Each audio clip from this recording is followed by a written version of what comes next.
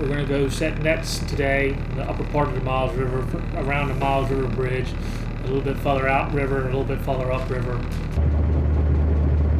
At 3 o'clock, which is the legal Maryland setting time, we're going to set about anywhere between 6 to 7 boxes, and they're roughly what we call half boxes. They're not really a half box, but they're only about 60 corks long, because when you're up the river, you can't have great big long necks. And I've been doing this for roughly 22 years.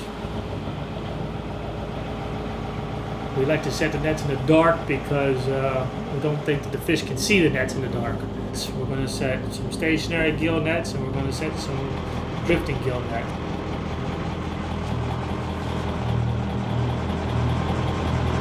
Ready? Ready.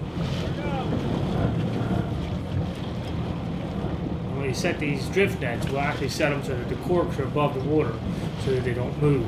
We don't want these nets to move because up the river there's a lot of trash and garbage, and you don't want your nets to catch that trash and garbage. So you don't want them to move. You want them to stay stationary.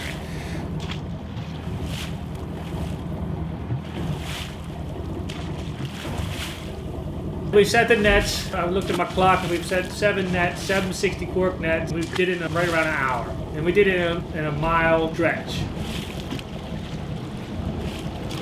You want to keep an eye on your nets, and if a boat's coming up the river, you want to be able to tell them you got corks on the water here, or you want to tell them where your net is, because you don't want people running over your nets and tearing your net up. And when the sun comes up, we'll go check our nets. I got a little bunk down there, and my brother, he'll go down there and go to sleep, and I'll sit in the helm chair and close my eyes for 10 or 15 minutes and then look out the window and try to make sure the boat's safe and secure. And we're going to sit there until we just think that it's a good time to go check our nets.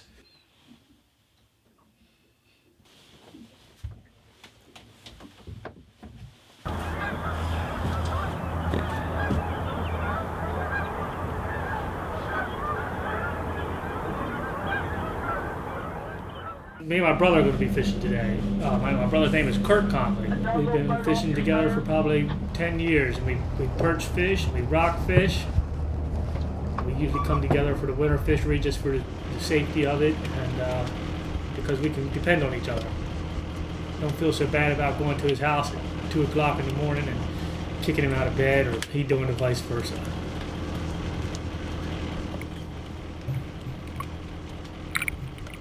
The Department of Natural Resources puts a lot of guidelines on this commercial fishery. You're only allowed 300 pounds a day. You have to be in the check-in station by 9, and you're not allowed to start before 3. You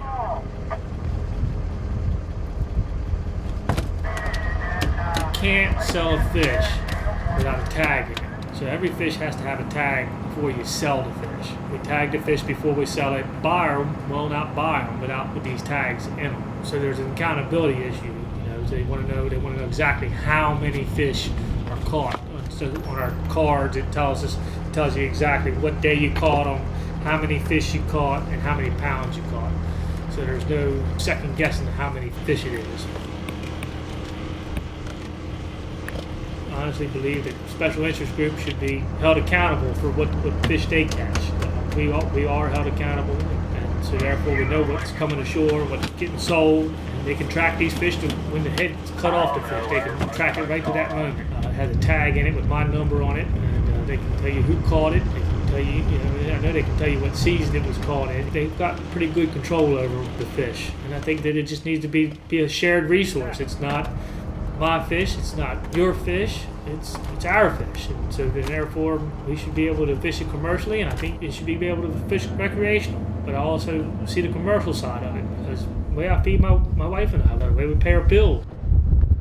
These regulations can't be put on a certain user group any more harsh of a penalty than on another user group. But I think that everybody needs to see it in the big picture, not just in me, it's mine. I don't catch my fish every day. I've had some days where I actually go in the hole. It's not a big profit. It's a labor of love.